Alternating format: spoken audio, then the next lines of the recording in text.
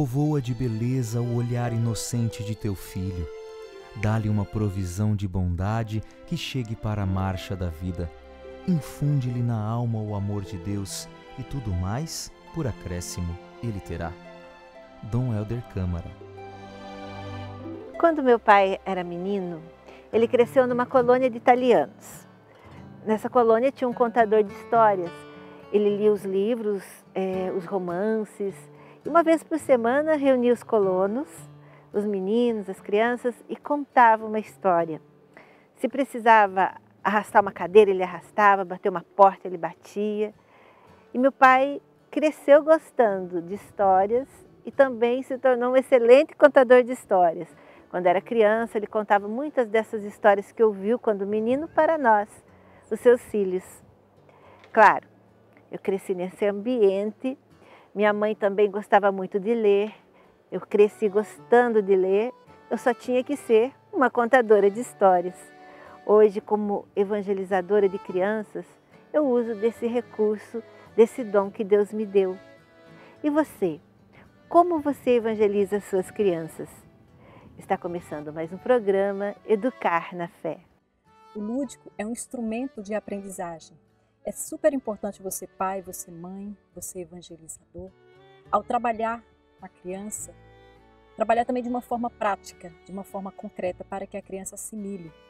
Sabemos da importância do lúdico nessa construção do conhecimento, sabemos que o ambiente físico, esse ambiente físico, esse ambiente lúdico, ele contribui também de uma forma saudável para que a criança vá construindo a sua aprendizagem. Por isso que é super importante você não só apenas apresentar um brinquedo ou realizar uma brincadeira com a criança, mas interagir com esta criança, estar com ela. Se possível, que estas brincadeiras elas sejam mais práticas, concretas, para que não fique só na abstração. A criança ela aprende mais com o prático, com o concreto, do que quando fica só na abstração, no contar, no falar. Ela aprende também, mas se você vai no concreto, ela assimila de uma forma mais eficaz. Uma caneca, uma chaleira, uma colherinha e um colherão, um prato raso, um prato fundo, vira um garfinho. Eu trabalho na área da educação, já vão fazer mais ou menos uns 13 anos. Cada criança é única, então você precisa chegar de forma, assim, muitas vezes individual ao coraçãozinho de cada um. Através de uma história num fantoche, vem através de uma música, Tudo com uma rotina, tudo muito bem explicado, tudo muito bem falado, Não ficamos aguardando. A criança ela não pode sentir que você não sabe, como você vai agir com ela. Ela precisa saber que aquilo foi pensado, que aquilo foi planejado para ela. Mostra pros seus amigos a mala preta, Jonas. Olha, gente. Silêncio, Jonas, muito obrigado. Quem chegou aqui hoje? Bichinhos. Com a criança precisa olhar nos olhos, ser tudo muito claro, muito falado. E eu vivo o mesmo processo com as minhas filhas. Você prepara para a hora da história, você prepara, Você prepara o ambiente também para aquilo ser atrativo, para aquilo ter sentido. Você vai pegando gancho, às vezes, numa brincadeira de carrinho do seu filho, da sua filha.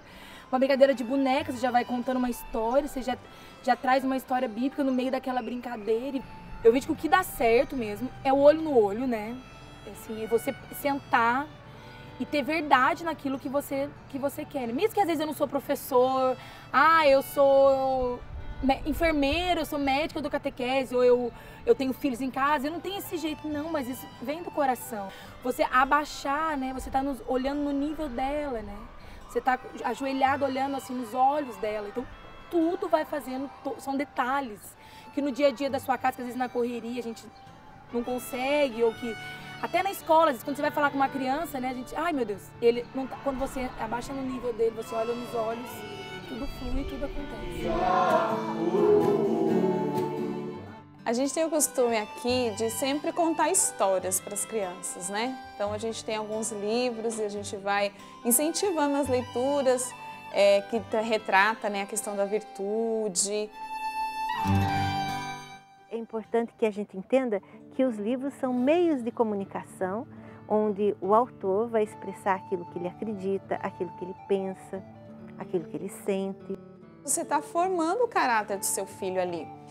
Por isso também, quando os nossos filhos começam a ler e nós os motivamos, desenvolvemos neles o hábito pela leitura, a gente estar perto, acompanhando, sabendo o que eles estão lendo, se aquela leitura condiz com a idade que eles têm, porque são meios de comunicação.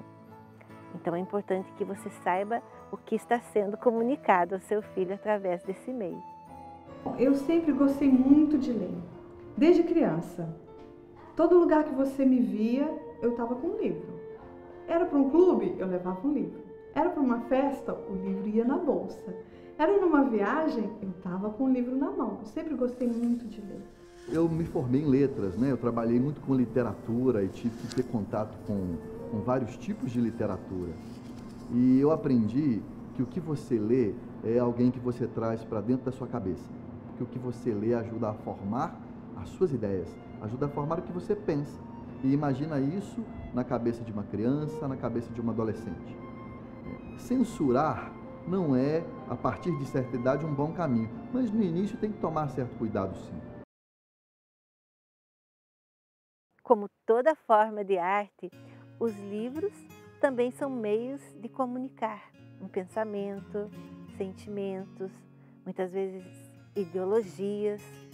Pois é, nós como escritores, autores de livros para crianças, adolescentes, cristãos, vamos estar transmitindo nos nossos livros os nossos valores.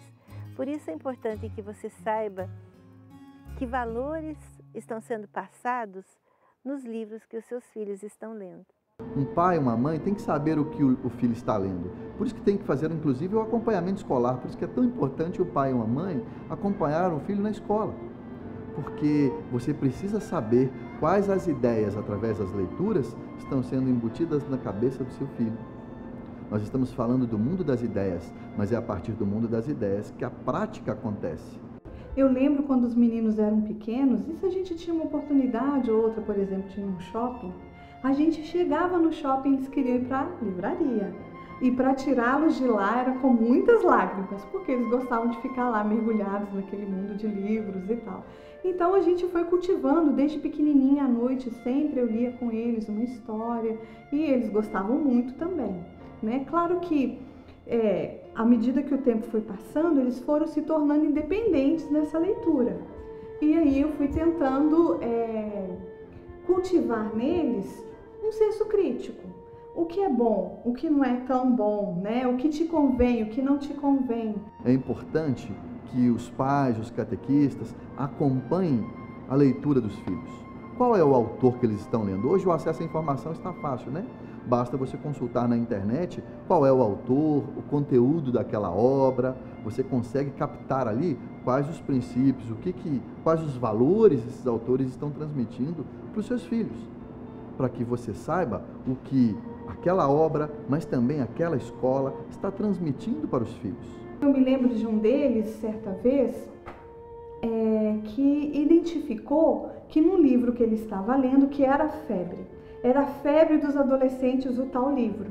E ele identificou que tinha uma ideologia lá naquele livro que não condizia com o nosso ser cristão. Ele identificou isso. E ele veio me dizer: mãe, eu acho que eu não quero continuar lendo esse livro. Mas por que não? Porque aconteceu isso, essa cena, e eu percebi que vai evoluir para isso. Ele me disse assim: não está me fazendo bem. Então, ele mesmo resolveu interromper a leitura, e ele tinha uns 11 anos, se não me engano. Quando a gente estuda literatura no ensino médio, uma coisa, antes de entrar na obra propriamente dita, duas coisas são necessárias se ensinar basicamente nos livros de literatura de ensino fundamental e médio: o contexto histórico e também estudar um pouco sobre o autor. Esse mapeamento os pais precisam fazer, saber quem é o autor que seu filho anda lendo e qual é o contexto dessa história, o que ele tenta transmitir através dessas histórias, porque talvez o seu filho ainda não tenha maturidade para entender o que está mais a fundo nessa literatura. E posso dizer assim, diversos outros exemplos do contato deles com livros ou outros materiais. Por exemplo, eu lembro de um deles que certa vez gostava muito começou a gostar de um tipo de música e de uma banda em especial. E eu não quis dizer para ele assim, olha, não, essa banda não é legal e tal, mas eu comecei a verificar com ele, vamos descobrir a história dessa banda?